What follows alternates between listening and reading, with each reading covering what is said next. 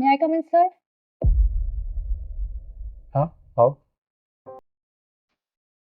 संजू, ये तुम्हारी कंपनी है? हाँ, मेरी कंपनी। आओ बैठो।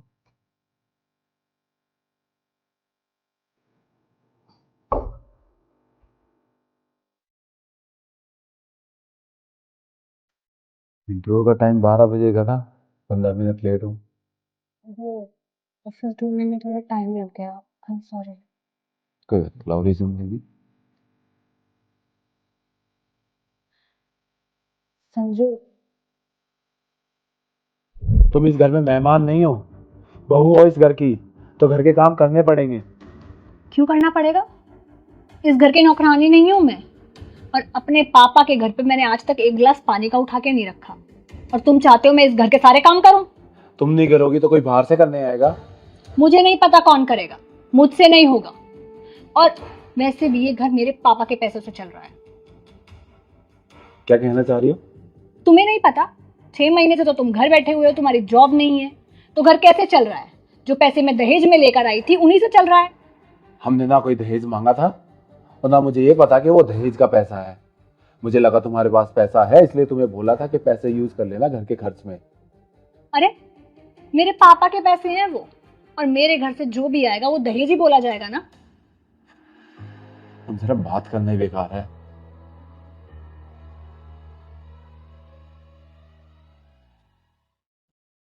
रिया, कुछ पैसे चाहिए थे। मम्मी की दवाई खत्म हो रखी है, वो लानी है। तुम्हारी मम्मी की दवाइयों की जिम्मेदारी मेरी नहीं है। कमाओ और खिलाओ उन्हें दवाइयाँ। ऐसे तो मत बोलो यार, मेरा काम शुरू हो गया है। अब जैसे ही चलेगा तुम्हारे सारे पैसे वापस कर दूंगा मैं। पैसे चाहिए? एक काम करो, मेरे घर चले जाओ और मेरे पापा से ले आओ। तुम्हारे पापा से क्यों? उन्हें भी तो पता चले जिससे उन्होंने मेरी शादी करवाई है वो कितना नाकाम है।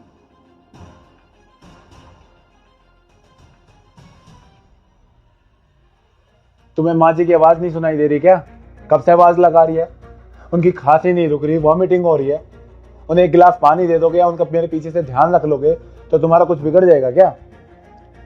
ना तो मैं डॉक्टर हूँ, ना मैं नर्स हूँ, और ना मैं काम वाली हूँ। और अगर अपनी माँ की इतनी परवाह है ना, कोई रख लो फिर उनके लिए। तुम इतनी घमंडी निकलोगी मैंने कभी नहीं सोचा था। और जो तुम्हारे सर पे तुम्हारे पापा के पैसों का घमंड चढ़ा हुआ है ना, जिस दिन ये उतरेगा तब पता चलेगा कि तुम क्या कर रही हो। और तुम्हें अगर मैं इतना ही बुरा लगता हूँ तो क्यों रह रही हो मेरे साथ? क्यों की थी शादी? अरे, गलती हो गई मेरे से तुमसे शादी करके, पर अब ये गलती सुधार लेती हूँ। तलाक चाहिए मुझे अब तुमसे। मुझे भी। ठीक है, मुझे कुछ बात करनी है। हाँ, कर सकते हो, लेकिन जो भी थोड़ा जल्दी बोलना। 15 मिनट तुम पहले ही लेट हो और तुम्हारे इंटरव्यू के बाद मेरी मीटिंग है। मुझे पता है मैंने तुम्हारे साथ बहुत गलत किया। मैंने तुम्हें जो दर्द दिया है वो कोई सह नहीं सकता। और मुझे अपने पापा के पैसों पे बहुत घमंड था, और मुझे लगता था कि मैं तुम पे कोई एहसान कर रही हूँ तुम्हारी हेल्प करके, और तुम्हारा घर मैं चला रही हूँ।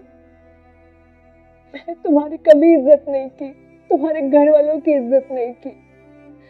मुझे लगता था कि तुम अपनी जिंदगी में कभी कुछ नहीं कर पाओगे, और तुमसे अलग होकर मैं आजाद हो जाऊंगी। पर मैं बहुत गलत थी। पापा के चले जाने के बाद सब बदल गया। भाभी ने मुझे ताने मारना शुरू कर दिया, भैया ने मुझे बोझ कहना शुरू कर दिया, खाने तक के लिए मुझे सुनाने लगे, और उसके कुछ दिन बाद ही उन्होंने मुझे घर से निकाल दिया।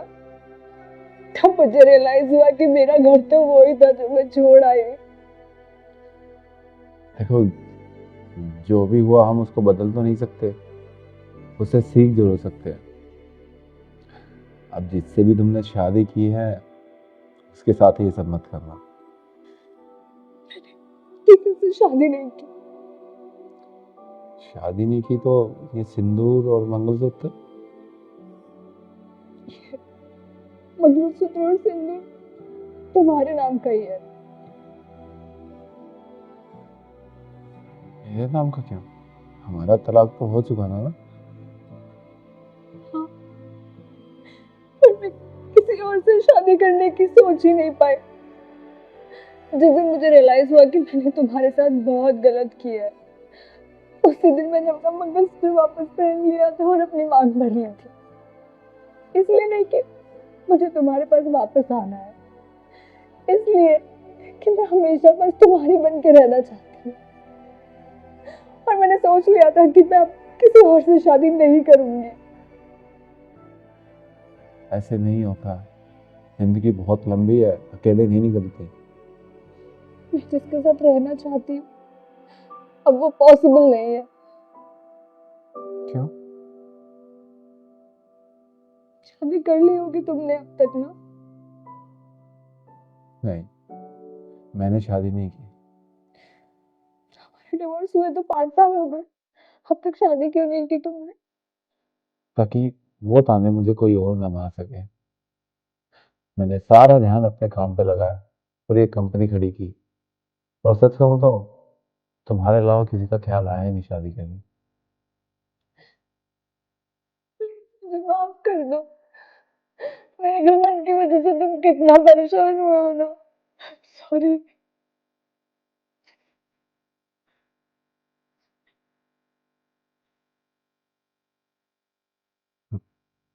चुप हो जाता हूँ शाम।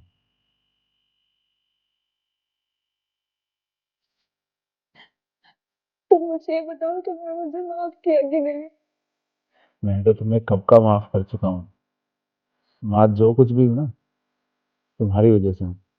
अगर तुम वो सब ना बोलती तो शायद मेरे में इतनी हिम्मत आती ही ना कि मैं इतनी बड़ी कंपनी खड़ी कर।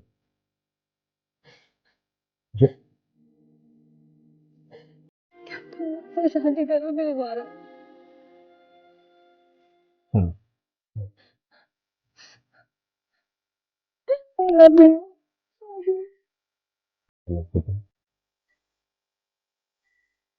बेटा, इंटरव्यू के दौरान था।